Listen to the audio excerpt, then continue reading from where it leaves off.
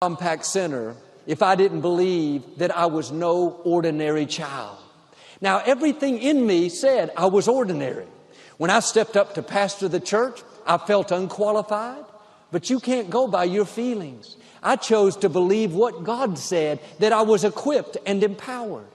I had never ministered, didn't have the training, the experience. All the circumstances said I was average. There was nothing special about me.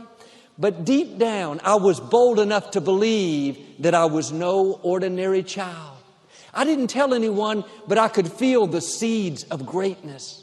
I could hear God whispering in the night that big doors were going to open. Victoria told me 10 years before my father passed that one day I would pastor the church. And that seemed so odd to me. I thought, boy, I've got her fooled. I can't get up in front of people.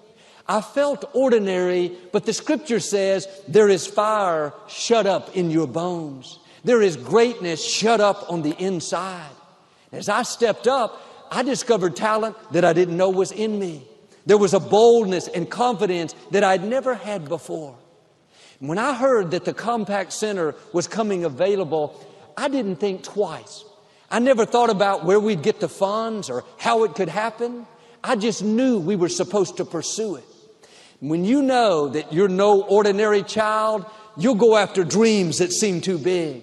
You'll pray bold prayers. You'll believe for things that most people think are impossible.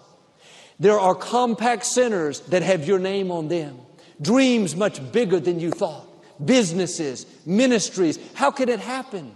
You don't have the experience, the funding, the connections. You are no ordinary child. There is a favor on your life that will catapult you ahead.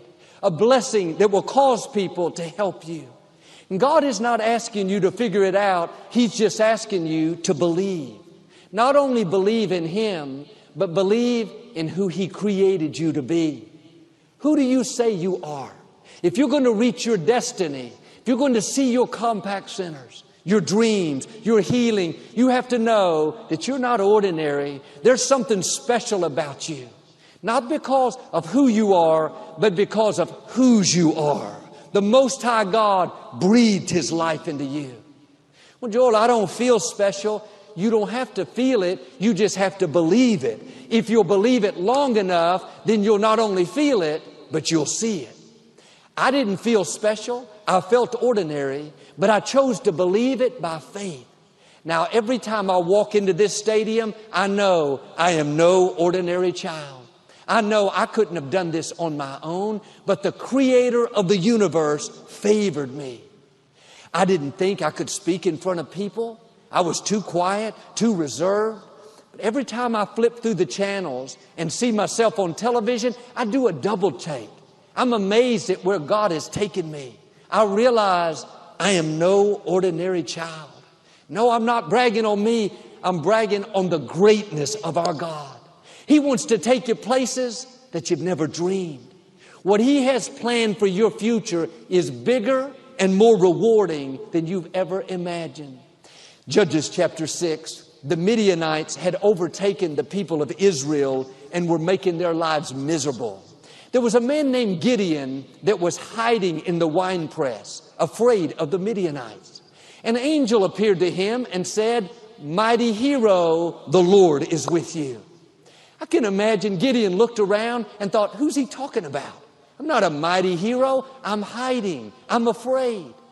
The angel went on to tell him that he was to rescue the people of Israel from the Midianites. He was to lead the charge. Gideon was so taken aback. He said to the angel, "How can I deliver the Israelites? I come from the weakest tribe, and I'm the youngest one in my family." He was saying, "God, you have the wrong person. I'm young, I'm weak, I'm intimidated." He started making all these excuses, telling God what he wasn't. But I've learned God won't ask you to do something if He hasn't already given you what you need. You may not have tapped into it yet, but it's in you. Like with Gideon, God is calling you a mighty hero. Other voices will call you ordinary, not talented, weak, afraid. Someone is wrong. These are two conflicting reports. You're either a mighty hero or you're weak and unable. Here's the key. You get to choose. Who do you say you are? Either voice can come to pass. It's all dependent on who you agree with. Are you going to agree with God and say, yes, I believe I'm a mighty hero. I'm equipped and empowered. I'm well able to fulfill my destiny. Or are you going to do like Gideon and start making excuses to stay where you are? I wasn't raised in a good environment, Joel. I've had some bad breaks. This company did me wrong. This person walked out on me. Nobody would help me with my dream. Respectfully, none of that matters. What God has ordained for you cannot be stopped by people, by bad breaks, by disappointments. God already knew it was going to happen. He's already lined up what you need. Now He's calling you a mighty hero. He's calling you to set new standards, to take your family to a new level. A mighty hero to break generational curses that keep getting passed down. He's calling you to put an end to that dysfunction. A mighty hero to stop the poverty and lack and step into abundance and overflow. What's interesting is when God called Gideon a mighty hero, he hadn't done anything significant. He hadn't defeated a giant like David, hadn't parted the Red Sea like Moses, hadn't brought a dead person back to life like Elijah. It seemed like he was just ordinary, just working on the farm every day, gathering up the wheat. But God calls us what we are before it happens. He knows what's in us. He's the one that put the potential, the gifts, the talents. Gideon finally did what I'm asking us to do. Instead of seeing himself as ordinary, not able to, something rose up on the inside. He said, in effect, if God says I'm a mighty hero, then I believe I'm a mighty hero.